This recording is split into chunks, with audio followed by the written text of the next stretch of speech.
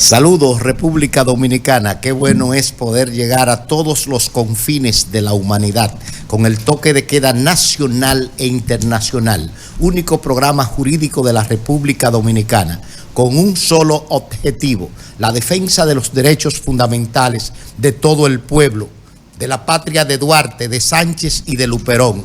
Abogado, justicia y sociedad ya está en el aire. Señores, como cada semana nos honra compartir con nosotros los mejores especialistas en el área de derecho.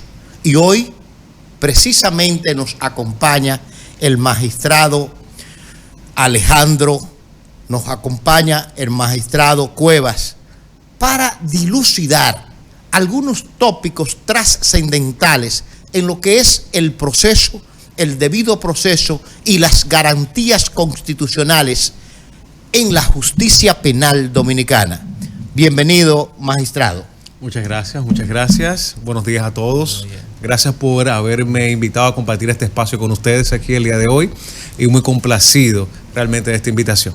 Magistrado Cuevas, bienvenido. Este es su programa, esta es su casa. Gracias, príncipe. Hoy soy yo el invitado con usted. No, jamás en la vida. Usted es el creador, el ideólogo y el productor del espacio Abogado, Justicia y Sociedad. Bueno, en el día de hoy tenemos al magistrado Miguel Alejandro Báez. Vamos a resumir el currículum vitae del magistrado, ya que es bastante extenso y bastante largo. El magistrado Miguel Alejandro Báez es juez presidente de la segunda sala de la Cámara Penal del Tribunal de Primera Instancia del Distrito Judicial de Santiago. También es docente en la Pontificia Universidad Católica Madre Maestra en el área de Derecho Penal, Derecho Procesal Penal, entre otras áreas. Lo vamos a dejar hasta ahí, ¿verdad? Porque es muy amplio su currículo, y como docente y como expositor también es una persona de altos vuelos académicos. Pero siempre el programa inicia con lo que es la palabra de Dios, ¿verdad? Para que el Todopoderoso nos bendiga desde lo alto. Y la palabra de Dios está tomada del Santo Evangelio según San Juan. En aquel tiempo disputaban los judíos entre sí: ¿cómo puede éste darnos a comer su carne? Entonces Jesús les dijo: les aseguro que si no comen la carne del Hijo del Hombre y no beben su sangre, no tienen vida en ustedes. El que come mi carne y bebe mi sangre tiene vida eterna, y yo lo resucitaré en el último día. Mi carne es verdadera comida y mi sangre es verdadera bebida. El que come mi carne y bebe mi sangre habita en mí y yo en él. El Padre que vive me ha enviado y yo vivo por el Padre. Del mismo modo, el que come vivirá por siempre. Este es el pan que ha bajado del cielo, no como el de sus padres, que lo comieron y murieron. El que come este pan vivirá para siempre. Esto lo dijo Jesús en la sinagoga cuando enseñaba en Cafarnaúm. Palabra de Dios. Te alabamos, Señor. A ti, Señor Jesús. Gracias. Y empezando, ¿verdad?, con esa palabra divina del Señor, vamos a degustar de los conocimientos académicos e intelectuales del invitado, del magistrado Báez. Bien, gracias, magistrado Cuevas. Señores, es indiscutible, es una realidad que las cárceles del país están llenas de seres humanos, y que estas cárceles, la mayoría de los presos tienen una característica especial: son preventivos. Se le hace una crítica al sistema de justicia. ¿A quién es que se le aplica la justicia en República Dominicana? ¿Es cierto que el principio de igualdad se aplica en República Dominicana? ¿La justicia es igual para todos? ¿O sencillamente la justicia es para los pobres? Son preguntas que se hace el pueblo. ¿El Ministerio Público investiga realmente? ¿O es acaso la policía la que recolecta todos los posibles indicios? ¿Hay un colador? ¿Hay un sedazo? ¿El juez de la instrucción sirve como garante de lo que le llevan los ciudadanos, especialmente al Ministerio Público, los pedimentos? ¿Qué está pasando en el sistema de justicia penal dominicano? Para eso el magistrado, me gustaría, con las primeras preguntas, magistrado, ¿cuáles son los retos? ¿Cuáles son los cambios? ¿Cuáles son las transformaciones que deben de hacerse en el sistema de justicia para que realmente la palabra que dicen todos los dominicanos cuando le violan una niña, cuando le saquean el colmado, cuando le matan su hija, solo queda una palabra: justicia? Justicia. ¿Qué hay que hacer con la justicia, magistrado? A ver, es una introducción sumamente compleja esta que acabas de hacer, Luis, para introducir el programa, porque son múltiples las circunstancias o las situaciones que se dan, especialmente con este tema de la prisión preventiva que acabas de mencionar. Es cierto que hay una sobrepoblación carcelaria, especialmente de presos preventivos o personas privadas de libertad de manera preventiva. Y esto no podemos cargárselo solamente al sistema jurisdiccional de justicia o a la parte de los tribunales, sino que esto conlleva un análisis de múltiples escenarios, especialmente desde la perspectiva social. Y no es que existan diferencias entre personas, que la justicia sea clasista. La justicia no es clasista. Realmente los tribunales hacen un esfuerzo muy grande, cuantioso, por llevar la justicia a todos los ámbitos sociales del país y que todas las personas reciban el mismo tipo de tratamiento. Esto es parte de nuestros principios o de los principios de los jueces al momento de administrar justicia. ¿Dónde está el principal problema de la prisión preventiva? Bueno, yo creo que lo primero que tenemos que ver es qué tantas veces se solicita la prisión preventiva en un día, y creo que todos nosotros aquí estaríamos de acuerdo en establecer que en el 100% de los casos se hace ese tipo de solicitudes de medida de coerción. Por tanto, las posibilidades que tiene el juez, independientemente de que es independiente y es soberano para disponer de las medidas de coerción que están establecidas en el artículo 226 del Código Procesal Penal, no menos cierto es que el juez se ata a los pedimentos que hacen las partes. ¿Y a qué nos lleva esto? Esto nos lleva a también analizar, como dije, la dimensión social de la administración de justicia, cuando el juez tiene que valorar cuál es la medida de coerción que más se adecúa a la situación que está exponiendo el Ministerio Público, que es el primero en intervenir. Escúcheme, magistrado, ¿y realmente hacen el rol de jueces? Sí, no, definitivamente ese análisis se tiene que dar. ¿O acogen todo lo que el Ministerio Público le somete? No. ¿Hacen su trabajo los jueces? Tengo que manifestar, y de manera frontal lo digo, que siempre se hace el trabajo, indistintamente de que se ejerzan a veces una litigación con aras a presionar al sistema a que acoja exclusivamente los pedimentos del Ministerio Público. Esta es una situación ya superada, ya independientemente de que se llevan a veces procesos o juicios paralelos con este tema de la mediaticidad con la que se llevan a la palestra pública las situaciones sociales que posteriormente se judicializan. No menos cierto es que los jueces no asumen los procesos con ningún tipo de presión. Y esto implica entonces que cuando se hace el análisis en el caso de las medidas de coerción, de la medida de coerción más idónea que se ajusta al caso, siempre es en base a los parámetros, a los presupuestos que llevan tanto la parte imputada como la parte acusadora. Pero no quiero todavía salirme de este tema sin antes hablar del principal reto, que es parte de la pregunta que se me acaba de hacer, que tiene el sistema de justicia. Y honestamente tengo que decir que la jurisdicción de instrucción, como una de las etapas del proceso, ha llegado a un punto de inflexión donde se puede visualizar un colapso. Un colapso que está afectando la primera garantía establecida en el artículo 69 de la Constitución. Y me refiero a la prontitud de la justicia.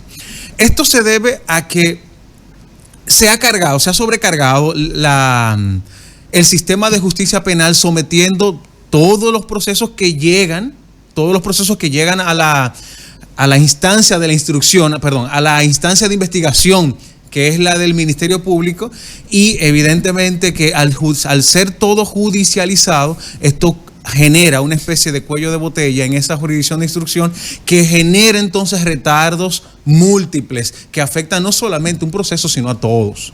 Y esto entonces promuevo con este discurso, ante esta pregunta que se me acaba de hacer, que esta jurisdicción debe desaparecer y de alguna manera dotar a la jurisdicción del juicio, que es el donde entiendo que deben formularse también el tema del respeto a la garantía y de la tutela a las garantías, es donde entonces debería generarse ese sedazo que tú mencionas, Luis, en cuanto al saneamiento del proceso penal.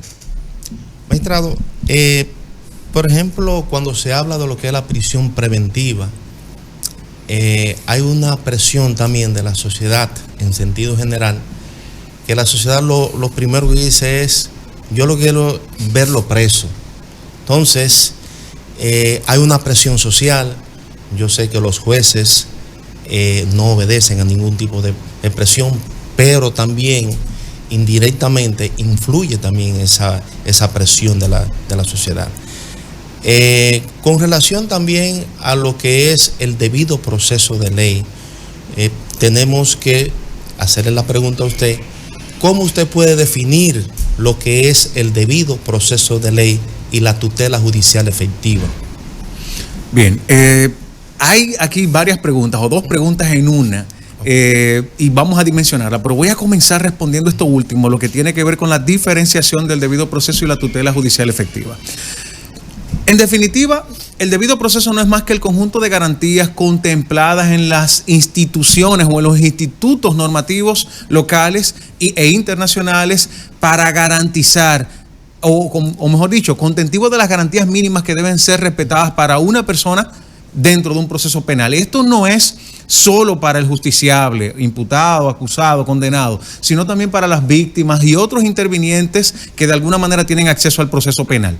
La tutela judicial efectiva no es más que ese mandato a todos aquellos que ejercen funciones públicas dentro del proceso penal a que garanticen o que velen porque se garanticen esas garantías mínimas establecidas en el catálogo del debido proceso, de reglas del debido proceso. Constitucionalmente, el artículo 69 contempla en macro cuáles son estas garantías. Sin embargo, el Código Procesal Penal a todo lo largo de su catálogo normativo va desarrollando otras garantías que vienen a extender más estos principios que tienen que ser respetados no solo por el juez, sino por el Ministerio Público, por la policía y hasta por los litigantes. A esto se le reconoce con el nombre de debido proceso, y es que todo proceso que se salga de este margen de garantías está siendo un proceso totalmente inconstitucional o ilegal. Sí, ¿cuál sería su opinión, por ejemplo, ya que usted nos acaba de denunciar lo que es el artículo 69 de la Constitución de la República sobre lo que es el debido proceso y la tutela judicial efectiva? Y es con relación, por ejemplo, hemos visto a través de los diferentes canales de televisión, a través de las redes sociales, como por ejemplo las autoridades muchas veces cuando tienen un proceso, lo que hacen una rueda de prensa especificando, fulano hizo una participación, fulano de tal hizo tal o tales cosas. Entonces, ¿no chocaría eso con el artículo 69 de la Constitución cuando se refiere a lo que es la presunción de inocencia que está revestido todo imputado? En efecto, definitivamente la exposición a los medios de comunicación, directa o indirectamente, que realicen los servidores públicos que de alguna manera intervienen en el proceso penal, esto afecta frontalmente a la presunción de inocencia. Muchas veces vemos en los pequeños reportajes que podemos observar en la prensa que los agentes policiales ni siquiera abren la boca para decir, bueno, este es fulano de tal. Claro, exceptuando las ruedas de prensa de la misma Policía Nacional. es la misma prensa que le comienza a hacer preguntas sobre aquello de lo que se ha enterado que realizó supuestamente ese individuo. A partir de ahí comienzan las primeras vulneraciones a ese debido proceso. Y no podemos hablar en ese momento de tutela judicial porque la tutela judicial la llevan a cabo los tribunales de la República. Ellos son quienes de alguna manera deben tutelar que de manera efectiva se respeten esos derechos. Sin embargo, cuando se hace esta exposición a la prensa, de alguna manera se le vende a la sociedad de que esa persona llevó a cabo una conducta penalmente relevante y que de antemano la sociedad lo ve como culpable. ¿Dónde está el verdadero problema que esto representa? Cuando este proceso es judicializado y sometido a la acción de la justicia, como las personas regularmente entienden, que debe resultar una condena, ya que la policía les acaba de decir que esa persona es culpable. Sin embargo, cuando el tribunal valora, cuando hace una valoración profunda en base a los parámetros procesales y determina que esta persona no puede ser declarada responsable, ahí es donde comienza el problema y donde la sociedad se siente lacerada. Lacerada por el mismo sistema que, aún haciendo un trabajo basado en la Constitución y en el Código Procesal Penal y en las resoluciones que instruyen el proceso, las personas entienden que el juez sencillamente se desapegó de la función que les encomiendan, que es sencillamente declarar culpable a toda persona que es presentada ante la prensa, vulnerando así su presunción de inocencia. Entonces, que no es una presunción, sí, es un estado por demás. Correcto. Sin ánimos, ¿verdad? Siempre este programa es académico, todos los conceptos y las opiniones.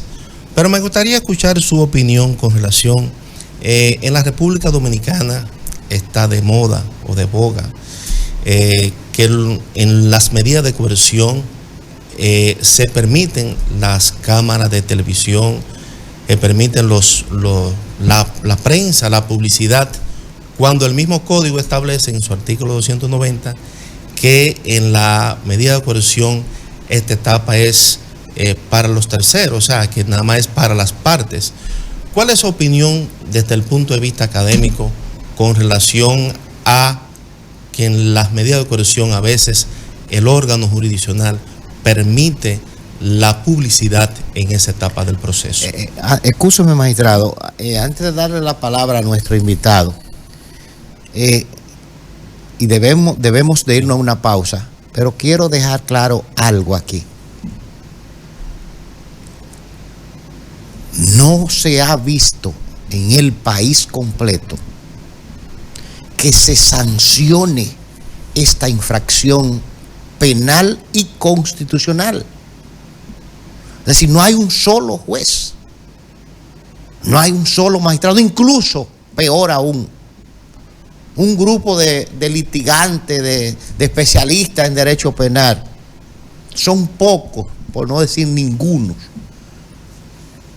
que han accionado ante el juez de la garantía para que se aplique y se cumpla con el debido proceso.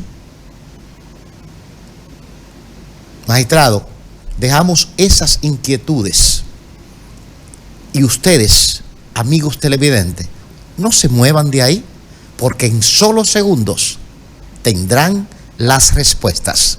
Regresamos.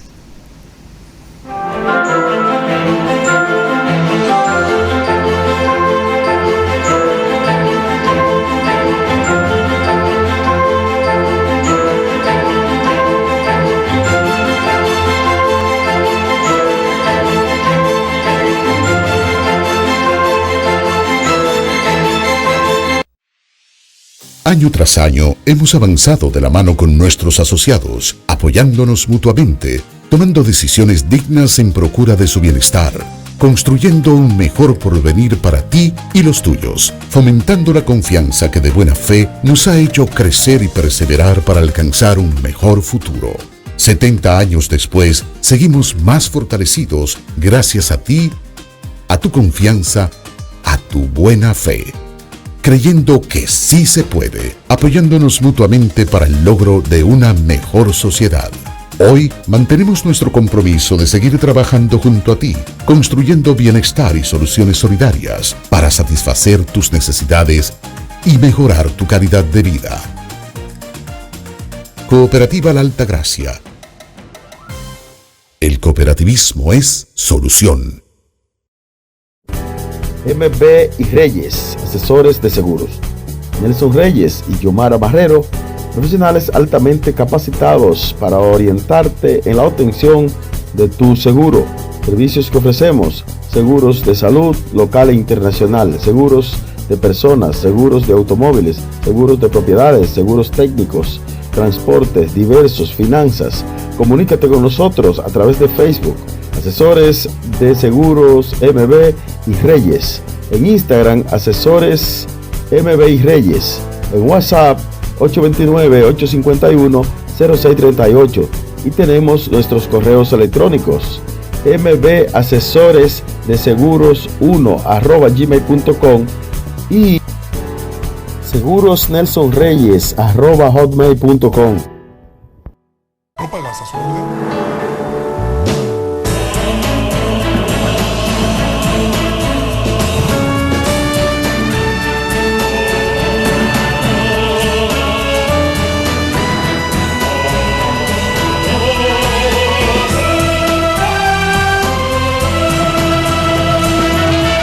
Por algo vendremos más. Filtros Robeida, la garantía de su salud. En Robeida usted encuentra todo lo que necesita para el tratamiento de su agua. Llámanos y le serviremos de inmediato. 809-581-8322 Santiago. Filtros Robeida, la garantía.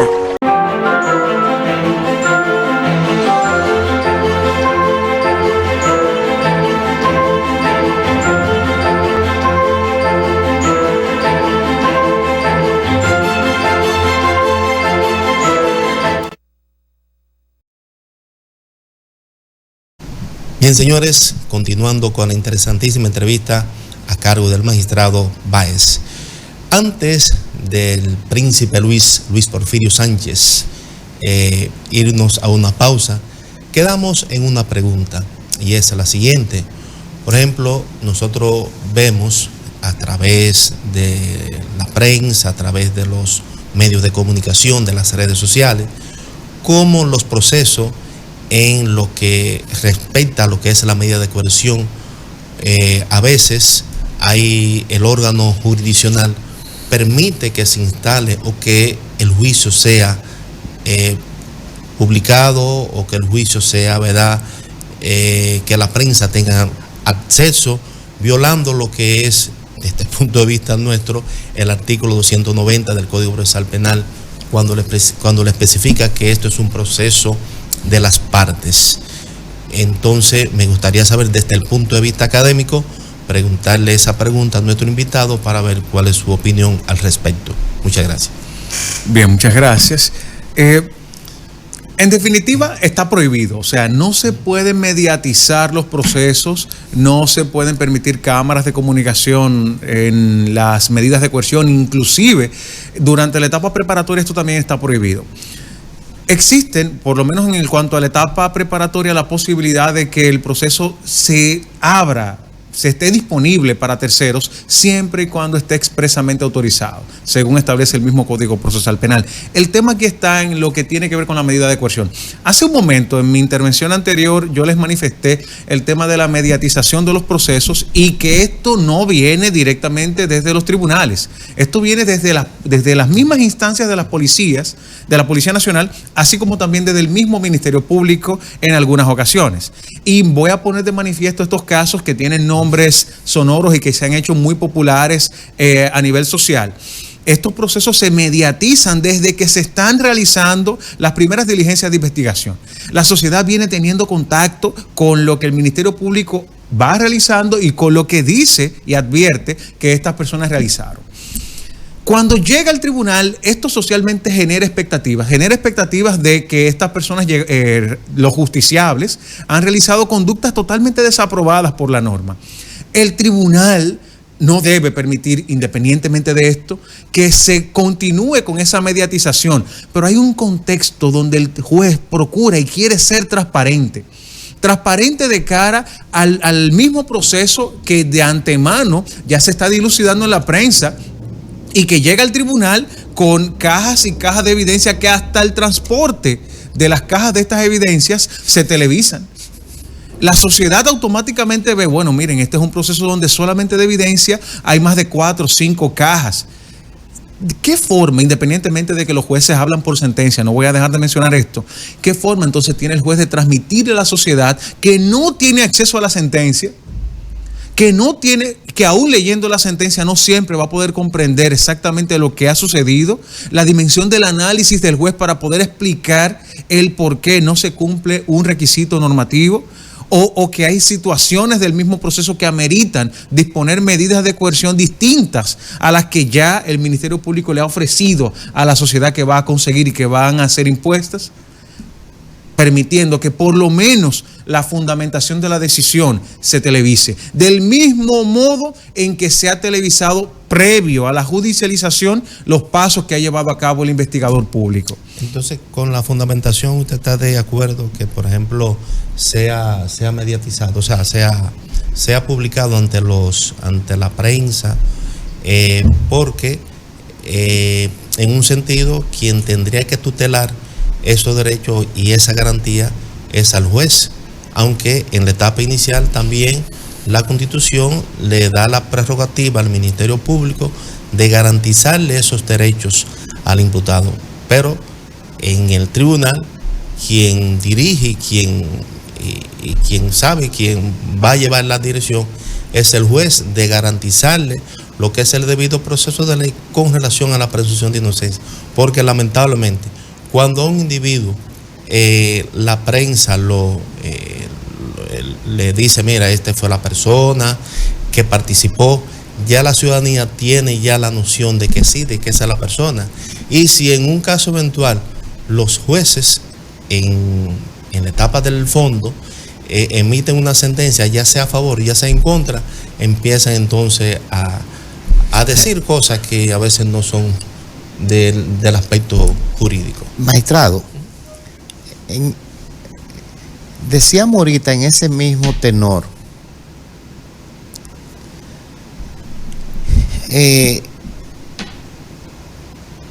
el juez debe de garantizar.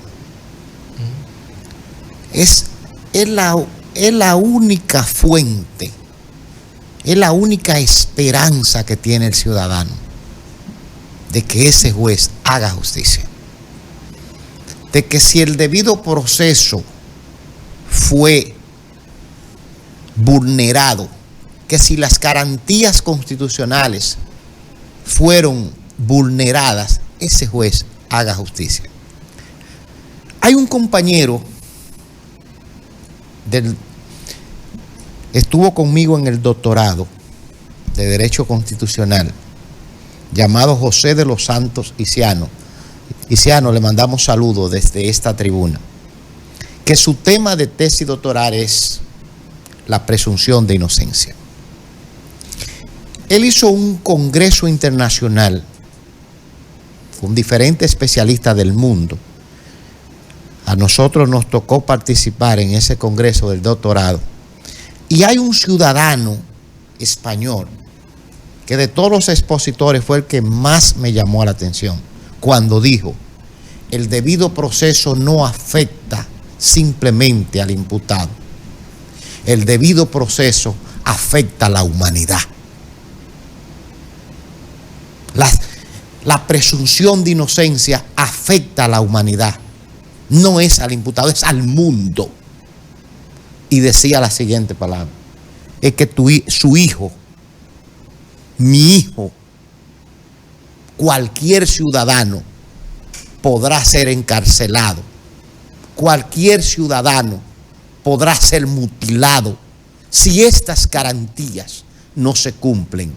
No importa lo que diga la sociedad, no importa lo que diga nadie, es la justicia que debe de prevalecer, y la presunción de inocencia es el talón de Aquiles, magistrado.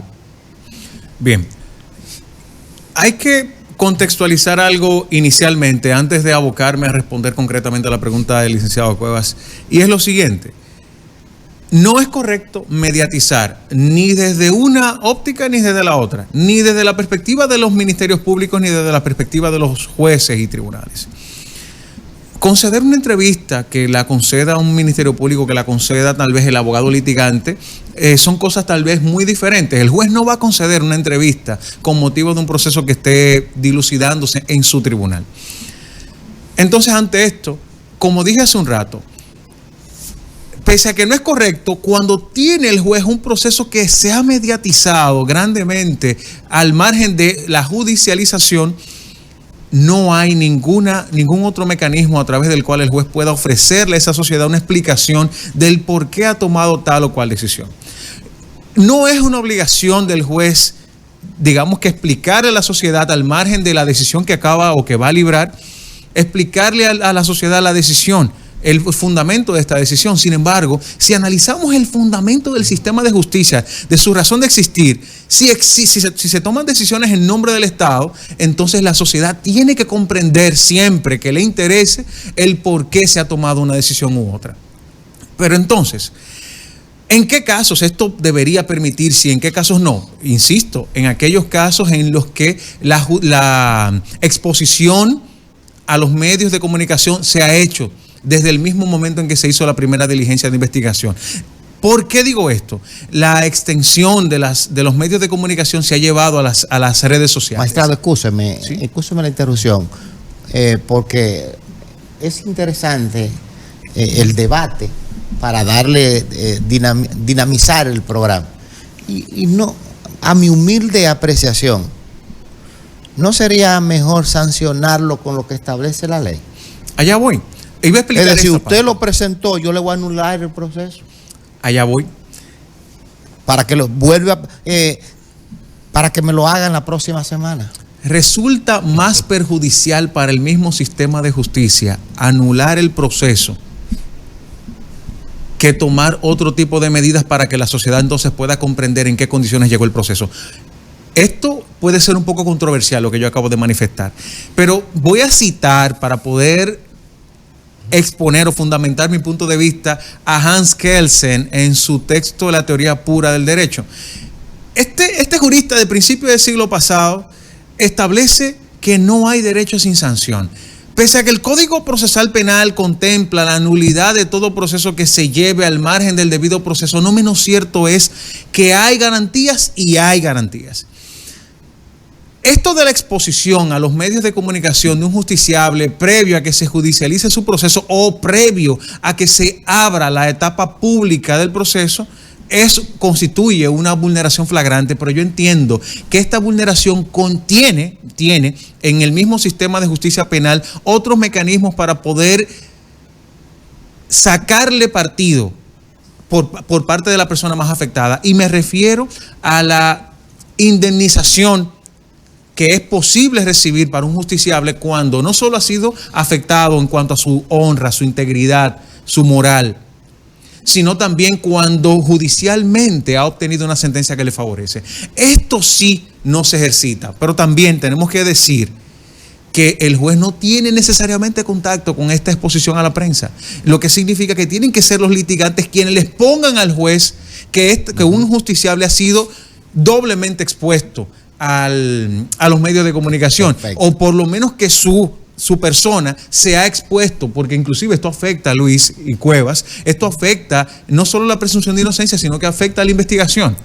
Y me refiero a aquellos casos en los que todavía la persona no ha sido reconocida, no ha sido identificada por la persona que afirma ser víctima.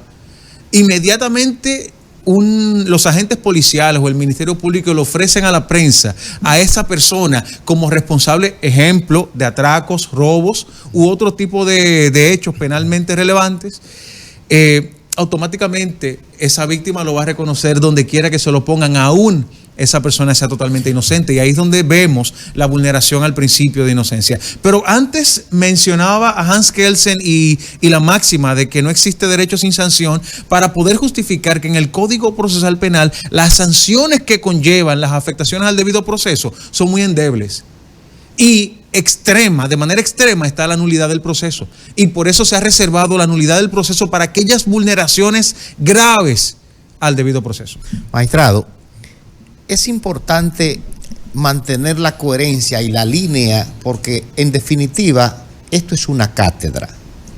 Esto es una clase que en vez de estar en la universidad la hacemos a través de los medios de comunicación para que llegue a todos los confines de la humanidad. Señores, estamos en distintos canales, Canal 16, Canal 42, Canal 51 Estados Unidos, Canal 57 donde estamos ahora mismo transmitiendo Matriz, Canal 29. Estamos a través de todas las redes en el mundo, abogado, justicia y sociedad. Y volviendo a la pregunta original, ante todas estas situaciones, ante todas estas debilidades, magistrado Miguel Alejandro, ¿cuáles son los retos?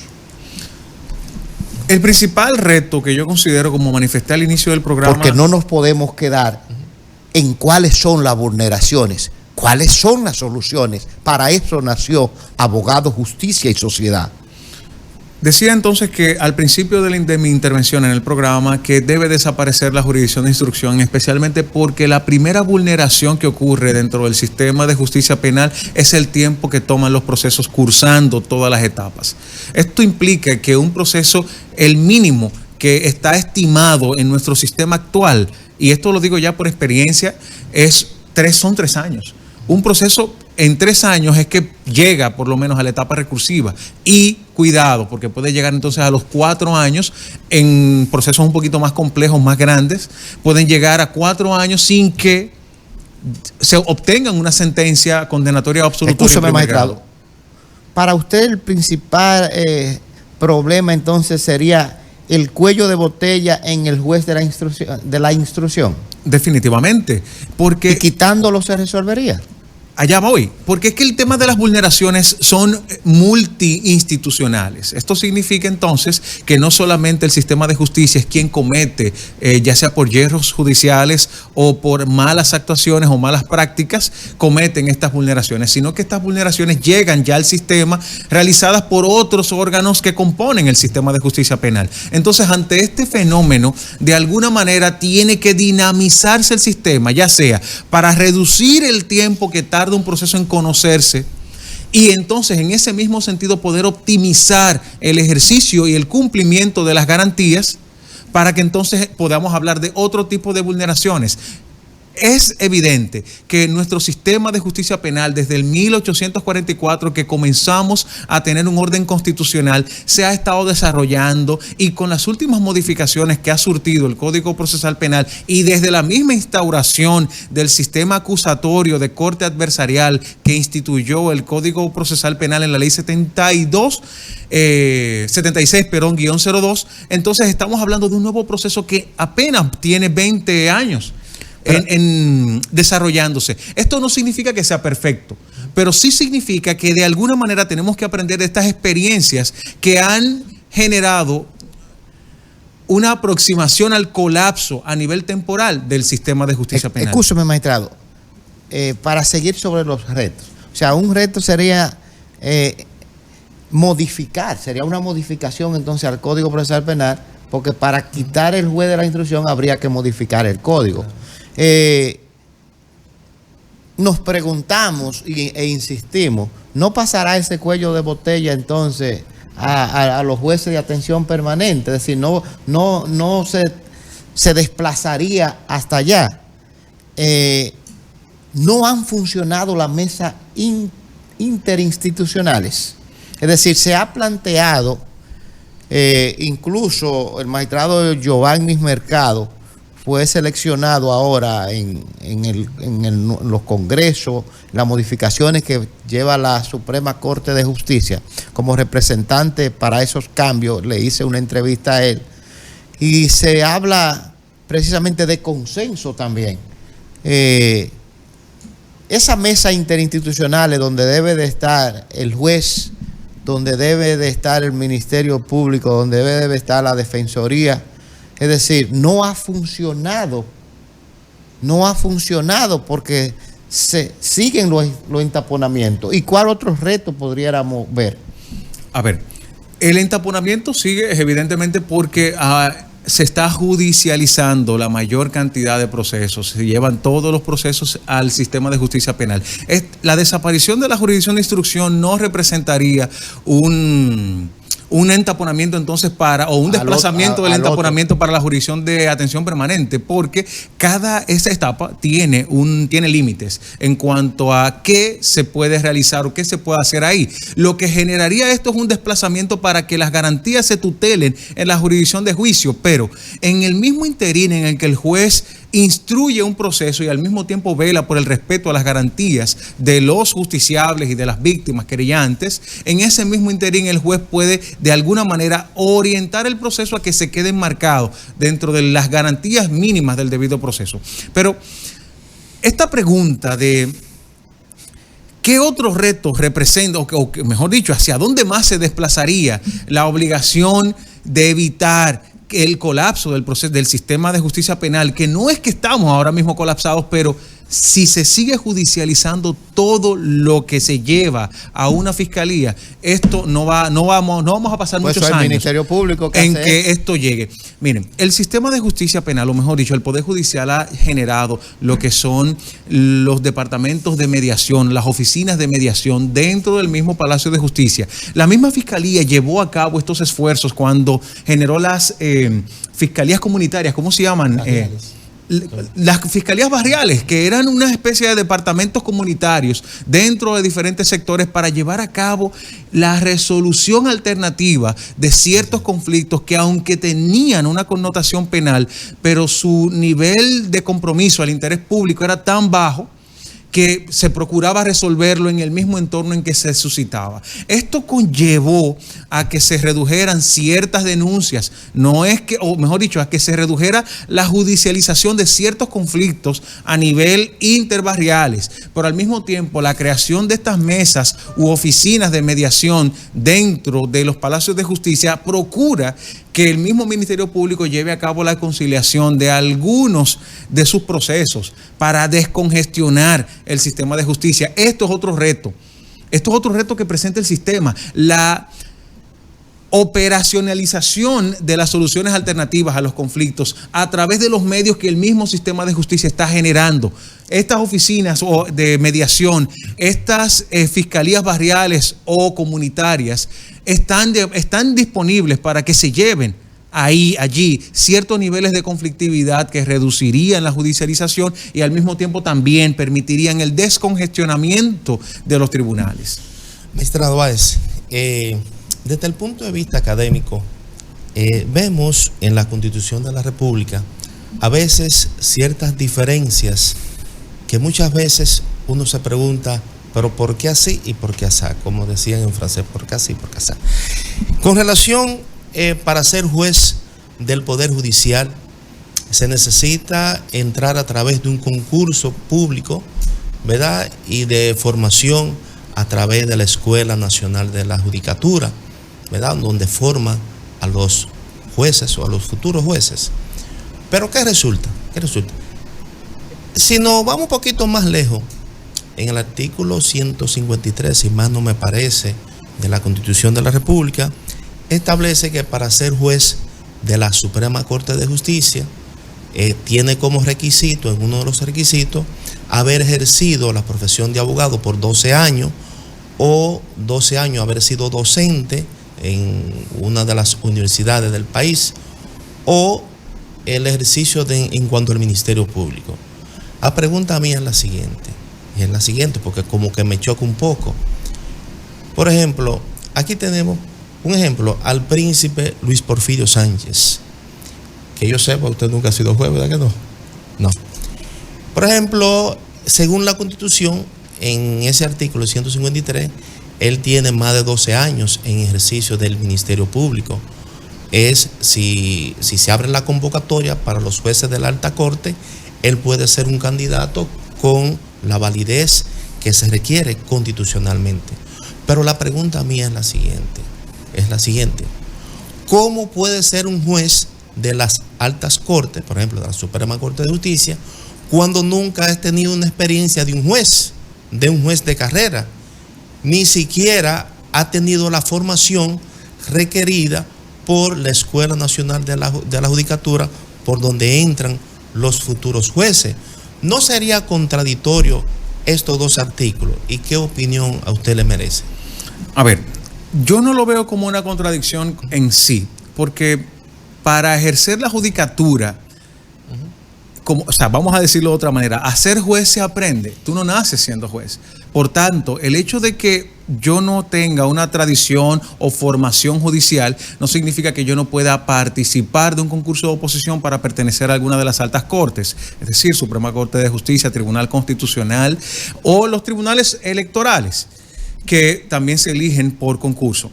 El detalle está en que solo se requiere aptitud para ser juez y no formación previa judicial. Tú no tienes que haberte formado o instruido para saber cómo juzgar, pero sí debes haberte formado en el área específica del concurso para el cual, o de la alta corte, de la disciplina de la alta corte para la cual se está aspirando.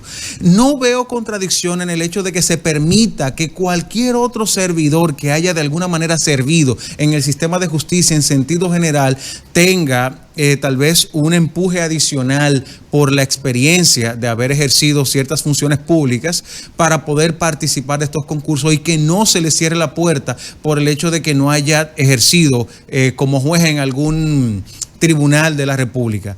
Más que verlo como una contradicción, yo lo veo como una democratización, porque yo entiendo que todo abogado que de alguna manera ha ejercido, ya sea libremente la profesión como abogado en ejercicio o haya ejercido la función desde algún servicio público, entiendo que tiene algo que aportar, algo que llevar a la administración de justicia desde la perspectiva de una de esas altas cortes. Magistrado. Así, magistrado.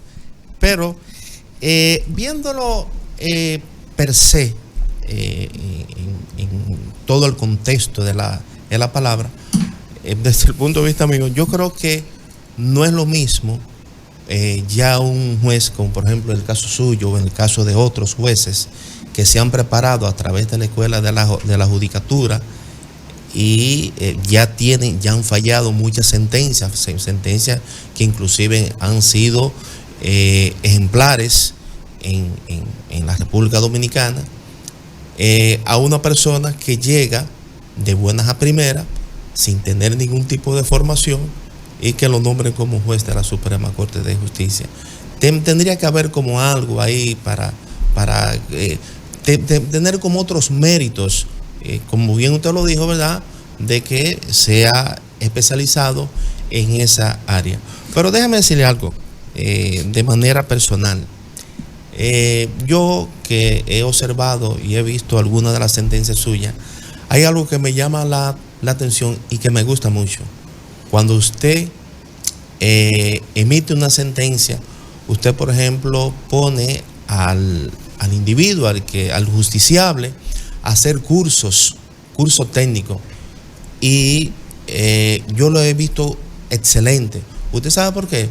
Porque en uno de esos cursos técnicos la persona puede generarse y puede también crear su propia fuente de empleo, y pueden también, cuando viene a ver, encarrilarse por un buen camino a través de esos cursos técnicos.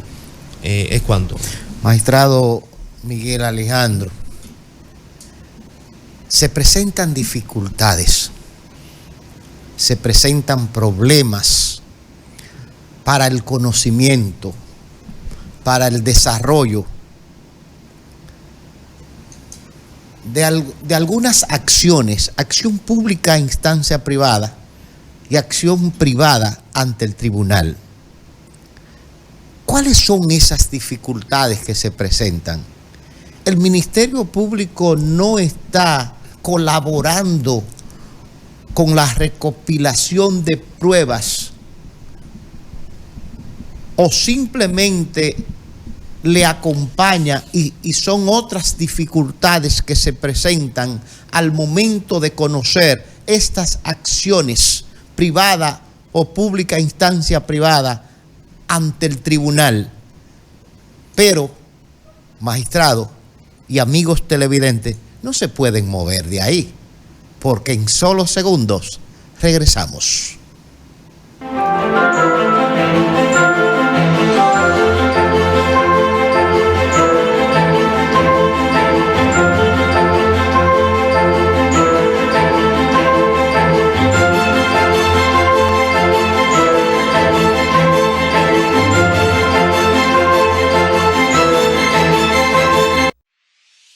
Año tras año hemos avanzado de la mano con nuestros asociados, apoyándonos mutuamente, tomando decisiones dignas en procura de su bienestar, construyendo un mejor porvenir para ti y los tuyos, fomentando la confianza que de buena fe nos ha hecho crecer y perseverar para alcanzar un mejor futuro.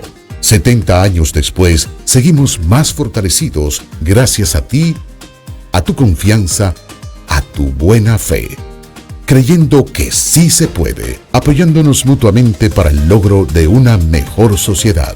Hoy mantenemos nuestro compromiso de seguir trabajando junto a ti, construyendo bienestar y soluciones solidarias para satisfacer tus necesidades y mejorar tu calidad de vida. Cooperativa La Altagracia. El cooperativismo es solución. MB y Reyes, asesores de seguros. Nelson Reyes y Yomara Barrero, profesionales altamente capacitados para orientarte en la obtención de tu seguro. Servicios que ofrecemos: seguros de salud local e internacional, seguros de personas, seguros de automóviles, seguros de propiedades, seguros técnicos, transportes diversos, finanzas. Comunícate con nosotros a través de Facebook. Asesores de Seguros MB y Reyes. En Instagram, Asesores MB y Reyes. En WhatsApp, 829-851-0638. Y tenemos nuestros correos electrónicos: mbasesoresdeseguros1@gmail.com y segurosnelsonreyes@hotmail.com. No pagas a su orden.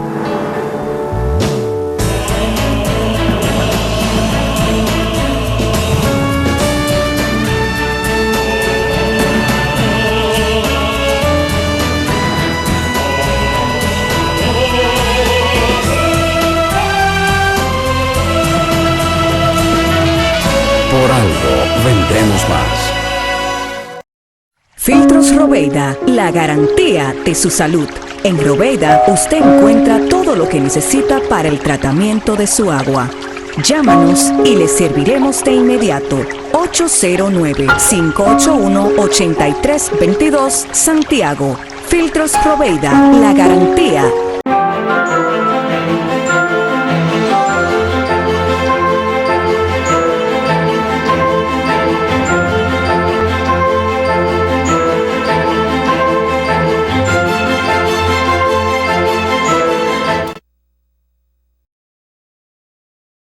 Señores, magistrado Cueva entra. Bien, señores, continuando con la interesantísima entrevista a cargo del magistrado Miguel Alejandro Báez. Quedamos en una pregunta en el aire de, por ejemplo, las acciones.